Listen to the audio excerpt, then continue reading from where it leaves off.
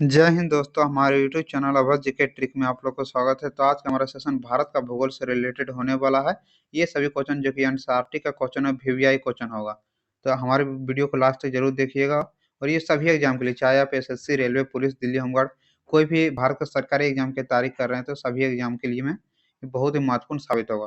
तो हमारी वीडियो को लास्ट तक जरूर देखिएगा। और यदि आप लोग हमारे चैनल को अभी तक सब्सक्राइब नहीं किए हैं तो जरूर सब्सक्राइब कर लीजिएगा। तो चलिए आज का क्वेश्चन मैं स्टार्ट करता हूँ। सबसे पहला क्वेश्चन है, शरावती जल विद्युत परियोजना कहाँ है? ऑप्शन ए है आंध्र प्रदेश, ऑप्शन बी है कर्नाटक, ऑप्शन सी है तमिलनाडु, ऑप्शन डी है मध्य प्रदेश। तो इसका सही आंसर होगा option number B, Karnataka. Sharavati विद्युत परियोजना जो कि कहाँ है? तो कर्नाटक में, ऑप्शन नंबर बी हो जाएगा। चलिए इससे मिलता जुलता नोट देख लेता हूँ। शरावती जल विद्युत परियोजना कर्नाटक में है। भारत का प्रसिद्ध जोग या गरसप्पा जलप्राप्त यही है। शरावती जो कि है भारत का सबसे प्रसिद्ध जोल या गरसप्पा जलप्राप्त है। चलिए इसका अगला क्वेश्चन है, क्वेश्चन नंबर 2 है, अमरकंटक की पहाड़ियों से कौन सी नदी निकलती है? ऑप्शन ए है बेतवा, ऑप्शन बी है ताप्ती, ऑप्शन सी है कृष्णा, ऑप्शन डी है नर्मदा। तो इसका सही आंसर हो जाएगा ऑप्शन नंबर डी, नर्मदा हो जाएगा। अमरकंटक की पहाड़ियों से कौन सी नदी निकलती है? तो नर्मदा। चलिए इसे मिलता जुलता नोट देख लेता हूँ। नोट क्या कह रहा, नर्मदा नदी मध्य प्रदेश में अमरकंटक की पहाड़ियों से निकलती है। बेतवा नदी जो कि विंध्याचल की पहाड़ियों से, जबकि ताप्ती नदी मध्य प्रदेश में सतपुरा से निकलती है। ये सब देखिए इससे मिलता जुलता नोट था। नर्मदा नदी जो कि मध्य प्रदेश में अमरकंटक की पहाड़ियों से निकलती है। चलिए इसको क्वेश्चन नंबर 3 है, और देखिए आजकल के जो कि फैक्ट बहुत क्वेश्चन पूछा जाता है, तो जो इससे मिलता जुलता फैक्ट है ना, मैं उन सभी क्वेश्चन को भी नोट के रूप में करवा रहा हूँ। तो फैक्ट से ही क्वेश्चन आजकल पूछा जाता है। चलिए इसको नेक्स्ट क्वेश्चन है, चिड़िया लो अयस्क खदान परिसर कहाँ है?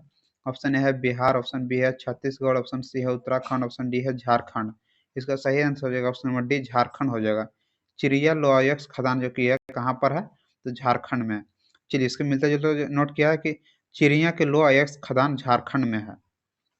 चलिए इसको अगला क्वेश्चन है, क्वेश्चन नंबर 4 है, भारत बांग्लादेश के बीच सीमा पर फरक्का बांध परियोजना किस नदी पर है?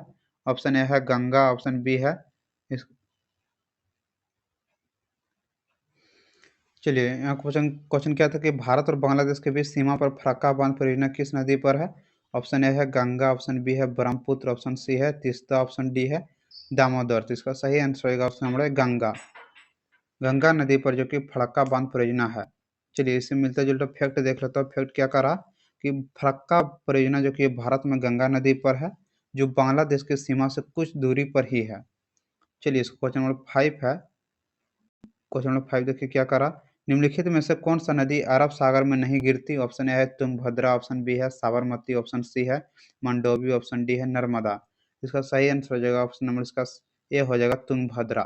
निम्नलिखित में से कौन सी जो कि नदी अरब सागर में नहीं गिरती है? तो तुंगभद्रा नदी जो कि अरब सागर में नहीं गिरती है। चलिए इससे मिलता जुलता फैक्ट देख लेते हैं। क्या करा फैक्ट, कर्नाटक में कुडली नामक स्थान पर तुंगा नदी और भद्रा नदी के संगम से तुंगभद्रा नदी का निर्माण होता है।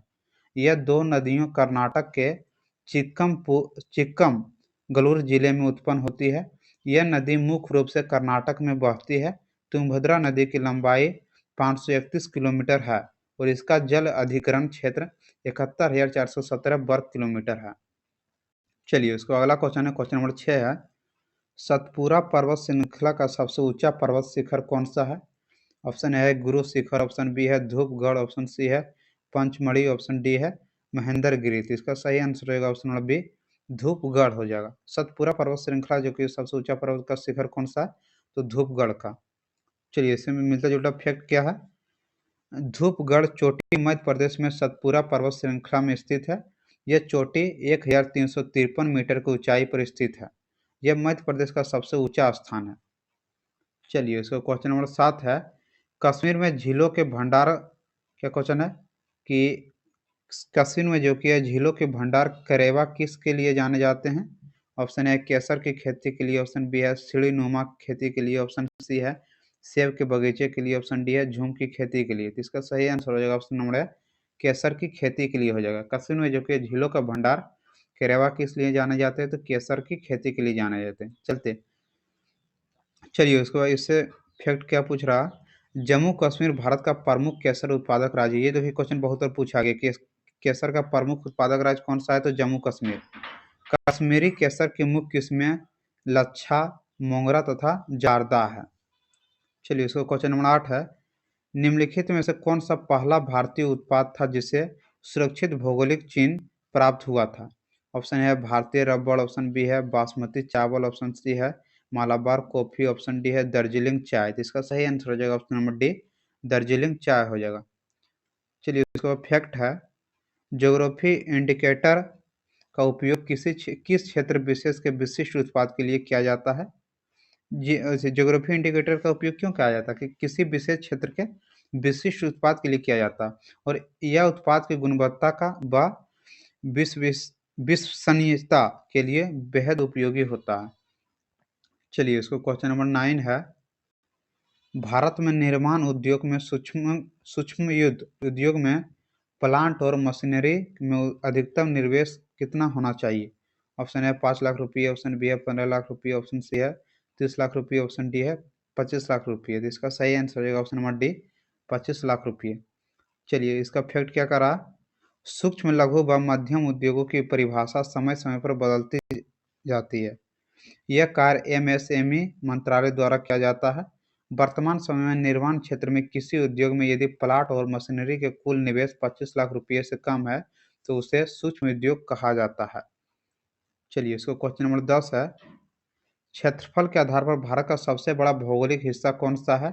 ऑप्शन ए है हिमालय पर्वत श्रृंखला, ऑप्शन बी है थार मरुस्थल, ऑप्शन सी है दक्कन पठार, ऑप्शन डी है उत्तर भारत के विशाल मैदान। तो इसका सही आंसर हो जाएगा ऑप्शन नंबर सी, ढक्कन पठार हो जाएगा।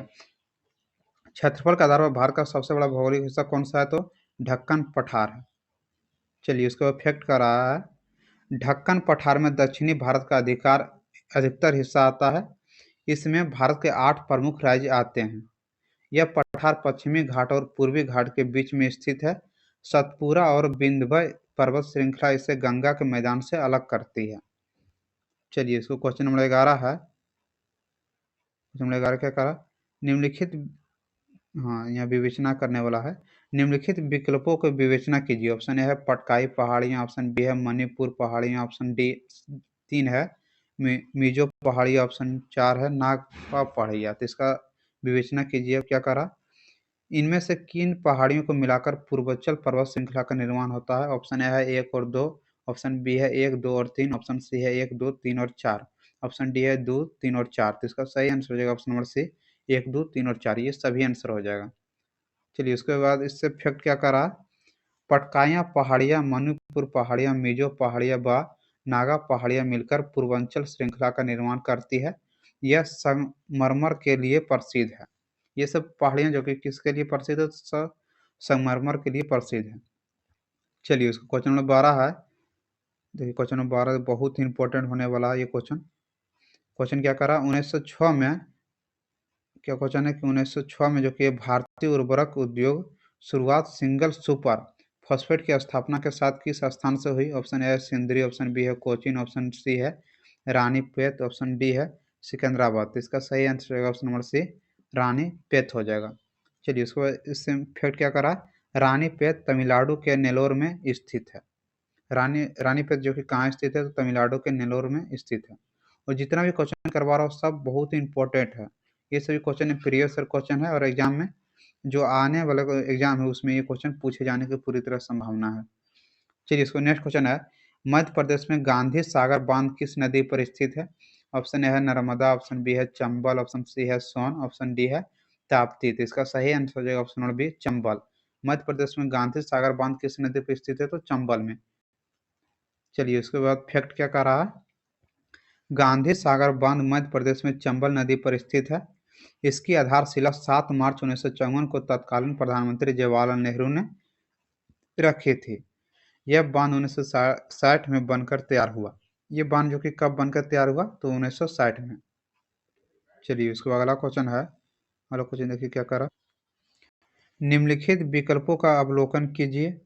ऑप्शन ए है फिरोजाबाद उत्तर प्रदेश, ऑप्शन बी है भागलपुर बिहार, ऑप्शन 3 है जालंधर पंजाब, ऑप्शन 4 है सांगानौर राजस्थान, ऑप्शन डी है कच्छ गुजरात। तो इसका सही आंसर हो जाएगा ऑप्शन नंबर, इसका क्या क्वेश्चन क्या करके निम्नलिखित विकल्पों का अवलोकन कीजिए। तो अवलोकन करने बोल रहा है, इसका अवलोकन कीजिए। इसका सही आंसर हो जाएगा ऑप्शन नंबर बी हो जाएगा भागलपुर बिहार। भागलपुर बिहार हो जाएगा। चलिए उसके बाद अगला क्वेश्चन क्या कर रहा है, ऑप्शन नंबर इसका 15 है। 15 नंबर क्वेश्चन क्या कर रहा है, निम्नलिखित में से कौन सा शहर रेशम उत्पादन के लिए नहीं जाना जाता है। ऑप्शन ए है भागलपुर, ऑप्शन बी है श्रीनगर, ऑप्शन सी है मुरादाबाद और ऑप्शन डी है मैसूर। इसका सही आंसर हो जाएगा option number D Mysore. Mysore जो कि है क्या रेशम के उत्पादन के लिए नहीं जाना जाता है। चलिए इसको क्वेश्चन नंबर 16 है, हीराकुंड बांध किस राज्य में स्थित है। ऑप्शन ए है आंध्र प्रदेश, ऑप्शन बी है उड़ीसा, ऑप्शन सी है कर्नाटक, ऑप्शन डी है पश्चिम बंगाल। तो इसका सही आंसर हो जाएगा ऑप्शन नंबर बी उड़ीसा में स्थित है। हीराकुंड बांध जो कि किस राज्य में स्थित है, तो उड़ीसा में। उसके बाद चलिए फैक्ट क्या करा, हीराकुंड बांध उड़ीसा के संबलपुर में स्थित है। इसका निर्माण 1948 में शुरू हुआ और 1957 में निर्माण कार्य पूरा हुआ। हीराकुंड बांध का निर्माण से कब से शुरू हुआ, तो 1948 में, और बनकर तैयार कब हुआ, तो 1957 में। चलिए इसका क्वेश्चन नंबर 17 है, जम्मू कश्मीर के पंपोर क्षेत्र बॉर्डर में राजस्व किस से प्राप्त होता है। ऑप्शन ए है सेब, ऑप्शन बी है केसर, ऑप्शन सी है पर्यटन, ऑप्शन डी है खेल। तो इसका सही आंसर हो जाएगा ऑप्शन नंबर बी केसर से प्राप्त होता है। चलिए उसका फैक्ट क्या कर रहा है, जम्मू कश्मीर का पंपोर केसर के उत्पादन में अग्रणीय है, मतलब सबसे आगे है। पंपर जिला केसर के उत्पादन में सबसे अग्रणीय है जम्मू कश्मीर में। चलिए इस क्वेश्चन नंबर 18 क्वेश्चन नंबर है, निम्नलिखित में से गलत कथन को चुनिए। ऑप्शन ए है पब्लिक सेक्टर में विनिवेश 1991 से 1992 में शुरू हुआ। ऑप्शन बी है लॉर्ड एलनबरो ने भारत में दासता की समाप्ति की। ऑप्शन सी है भारत सरकार अधिनियम 1919 द्वारा लोक से सेवा आयोग की स्थापना की गई। ऑप्शन डी है सूक्ष्म भूमि कृषि केंद्रीय अनुसंधान केंद्र जोधपुर में स्थित है। तो इसका सही आंसर हो जाएगा ऑप्शन नंबर इसका बी हो जाएगा कि लॉर्ड एलनबरो भारत में दासता की समाप्ति की, ये गलत है। चलिए इसका क्वेश्चन नंबर 19 है, निम्नलिखित कथनों पर विचार कीजिए। ऑप्शन ए है भारत में उत्पादित की जाने वाली ऊन देश की आवश्यकताओं को पूरा करने के लिए पर्याप्त नहीं है। भारत में उत्पादित की जाने वाली ऊन कपड़ों के लिए उपयुक्त नहीं है। उपयुक्त में से कौन सा कथन सही है। ऑप्शन ए है केवल एक, ऑप्शन बी है केवल टू, ऑप्शन सी है एक और दो दोनों सही है, ऑप्शन डी है एक और दो दोनों गलत है। इसका सही आंसर हो जाएगा ऑप्शन नंबर सी एक और दो दोनों सही है। चलिए इसको क्वेश्चन नंबर 20 है, ओ एन जी सी का पलटाना प्रोजेक्ट किस राज्य में स्थित है। ऑप्शन ए है मेघालय, ऑप्शन बी है असम, ऑप्शन सी है त्रिपुरा, ऑप्शन डी है केरल। तो इसका सही आंसर हो जाएगा ऑप्शन नंबर सी त्रिपुरा में। ओ एन जी सी का पलटाना प्रोजेक्ट जो कि किस राज्य में स्थित है, तो त्रिपुरा में स्थित है। चलिए इसको इसके मिलता जुलता फिर क्या करा, ओएनजीसी का पलटाना प्रोजेक्ट त्रिपुरा के उदयपुर में स्थित है। इस प्रोजेक्ट की क्षमता 726 मेगावाट है। इस प्रोजेक्ट का निर्माण कार्य अक्टूबर 2005 में शुरू हुआ था और इस परियोजना को जून 2013 में कमीशन किया गया। चलिए इसको क्वेश्चन नंबर 11 है, क्वेश्चन नंबर 21 है, भूत जलोकिया नामक मिर्च भारत के किस राज्य में मुख्य रूप से उगाई जाती है। ऑप्शन ए है पश्चिम बंगाल, ऑप्शन बी है असम, ऑप्शन सी है कर्नाटक, ऑप्शन डी है केरल। इसका सही आंसर हो जाएगा ऑप्शन नंबर बी असम हो जाएगा। भूत जलोकिया नामक मिर्च जो कि किस राज्य में उत्पादित किया जाता है, तो असम में। चलिए जितना भी क्वेश्चन भारत के भूगोल से बन सकता था मैं उन सभी क्वेश्चन को करवा दिया हूँ, तो इसका नेक्स्ट पार्ट जल्द ही आएगा। तो हमारे चैनल को जरूर सब्सक्राइब कर लीजिएगा और आज का वीडियो यदि आप लोग को अच्छा लगा हो तो लाइक शेयर और सब्सक्राइब जरूर कर लीजिएगा। जय हिंद, जय भारत।